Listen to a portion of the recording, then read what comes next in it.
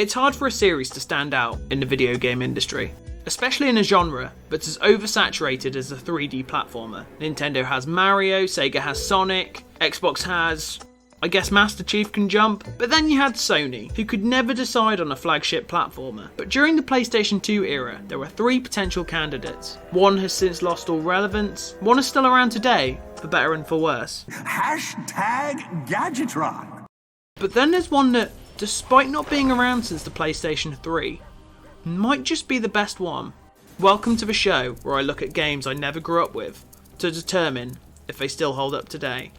Welcome to No-stalgia. Sly Cooper and the Thievius Raccoonus is about Sly Cooper, a raccoon from a long line of thieves who is seeking out the Thievius Raccoonus, a book containing the secrets of his ancestors. It was taken by the Fiendish Five, a group of villains that murdered Sly's parents. Sly is a calm and somewhat cocky character with a very cool demeanour, and I mean James Bond cool, not, "Whoa, look at me, I'm so cool, I'm psychiatric." Sly isn't alone on his sleuthing exploits. He's also got Bentley, a genius hacker with a constant cold, who is fluent in tutorial speak. Press the select button. And then there's Murray, who's described by Sly as part-time driver and full-time burden. In this game, he's a bumbling idiot who's only around because he's passed his driving test, getting into trouble usually because he's hungry. I think to myself, hey Murray, you gotta keep your energy up. So I hurry over here and then all of a sudden, monkeys are everywhere. Also, he might be gay apparently? I mean, I don't care, and Sly definitely seems to support it. Get back in there and bang them back. Sly hasn't just got villains to watch out for. He's often being pursued by Carmelita Fox, who is a police officer trying to arrest Sly, whilst avoiding his flirtatious advances. Freeze, raccoon! How can I freeze when my heart warms at the very sight of you? Shut up! Though she is seen as somewhat of an antagonist, her good-willed nature makes her very likeable, and there's definitely a lot of other things that people like about her. I mean, guys, I think we've found the origin of furries. The origin story of the Fiendish Five is usually based around a tough childhood that turned them into crime. This is a direct parallel to Sly's origin, the only difference being how he deals with his trauma. Instead of taking his anger out on the world, he just tries to follow in his family's footsteps, and I think his friends are what keeps him from going off the deep end. Sly wants to confront his parents' murderers, but it never seems to be out of revenge. It seems to more be out of a sense of duty to repair his family's legacy. The Fiendish Five aren't as fleshed out as I'd like, but they're all memorable in their designs, complementing the areas that they inhabit. This was an intentional decision on the part of the developers, as each of the areas were built with each of the Fiendish Five members in mind. These areas are based on real places, like America, Wales, and China. This helps avoid the trappings of generic platformers, with your standard fire levels, ice levels, desert levels. I think this gives Sly Cooper a unique visual identity. I talked in my video on Croc about how vital a visual and thematic identity is, as it is often what makes a game enduring. Sly Cooper is a game that just oozes style. Everything has a jagged, angular look to it, with a cel-shaded art style. Comic books were the main inspiration for the game, back from a time when comic books weren't fucking awful. Holy Jesus. What is that? What the fuck is that? The inspiration is all over the blueprint of this game, from the cartoony character models and environments, to the title cards when you enter a level, but I can just imagine some announcer saying on a Saturday morning cartoon.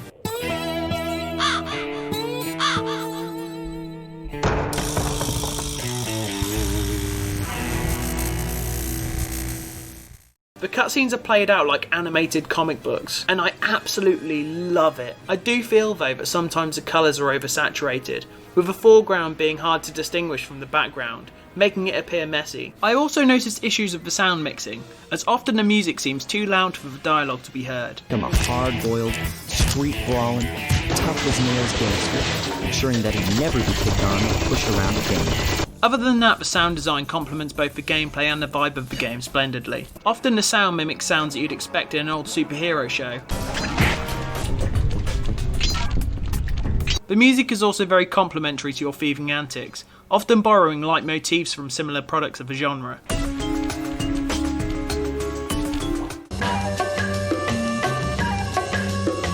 There is even a boss fight that's a rhythm game.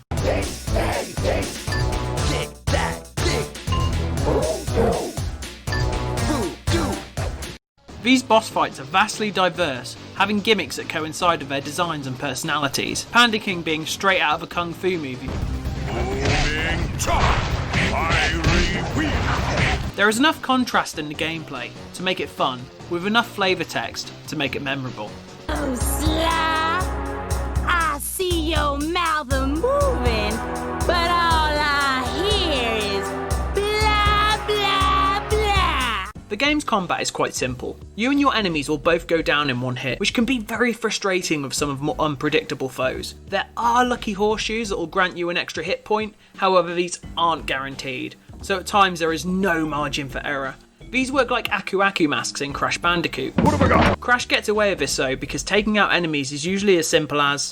The way I'd fix this is by giving players a health bar, whilst giving opponents multiple hit points, with a stealth attack being a one-hit KO. Stealth is often the name of the game, but don't let that word fool you. If you're intimidated by stealth games, fear not, because this is more of a platformer with stealth theming. You do have to avoid lasers, slip past guards, hide in barrels, but don't panic.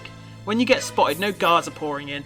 No need to panic, holy shit, oh my god, I'm gonna die, this is it. It's easy to mess up, but you're always given a second chance when tripping an alarm. Platforming is also quite seamless, with really lenient controls, snapping onto rails or walls with just the press of the good old circle button. To landeth safely upon diminutive points, leapeth lively and presseth the triggering device with the round geometrical object emblazoned upon it. So jump and hit the circle button to land on narrow spots. That's a rough translation.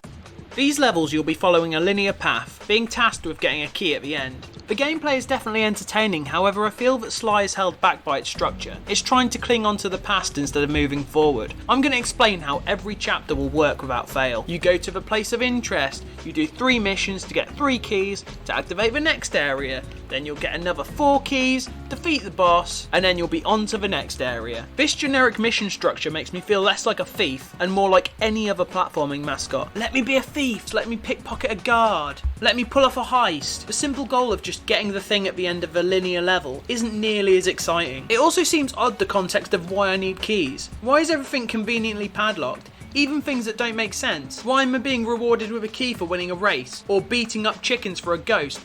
He's promised us a key if you can whack 50 chickens. Why do you want chickens? You don't even have a stomach.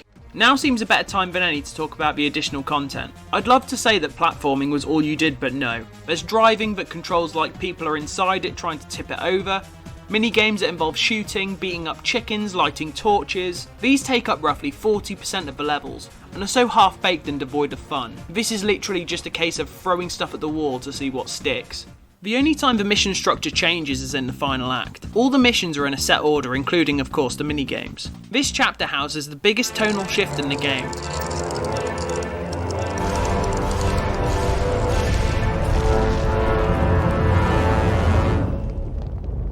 All the villains have been portrayed in a light-hearted way, none of which feel particularly threatening. The last member of the Fiendish Five has been teased multiple times, but you wouldn't have noticed. The final villain, Clockwork, isn't like the others. There's no banter between him and Sly. He's not wearing colourful clothes. He's just this huge mechanical creature, fueled by hatred. Despite this, he's curiously quite calm, ominously towering over Sly.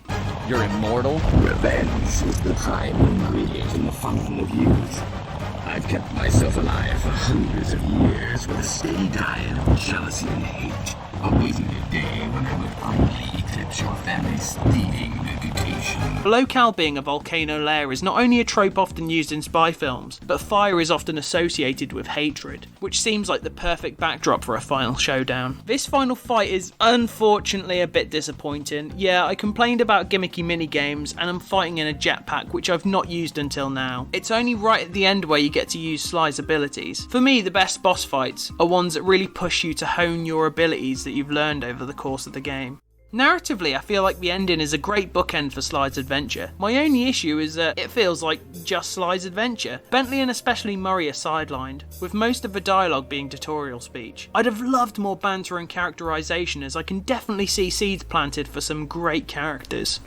Sly Cooper was a game I wasn't too interested in playing, but when I finally gave it a go, I was taken back by how much style and charm was injected into it. There's a lot of potential in this franchise. This first entry, however, I feel played it a bit too safe. I hope to see expanded characters and mechanics in the future. Despite any shortcomings, I still think it's a great game worthy of your time, and I must thank you for taking the time to watch this video all the way through. If you like all things jumpy and all things sneaky, I just happen to have done a video on Crash Bandicoot and Metal Gear Solid.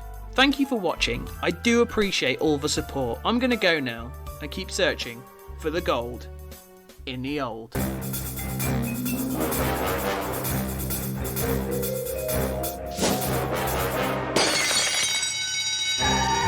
is gonna be fun.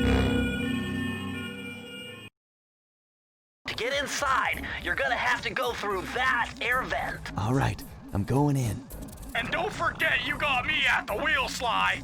All you gotta do is grab the file and get back to the van. We'll do the rest. Just keep that engine running, Murray. I'll be down in no time.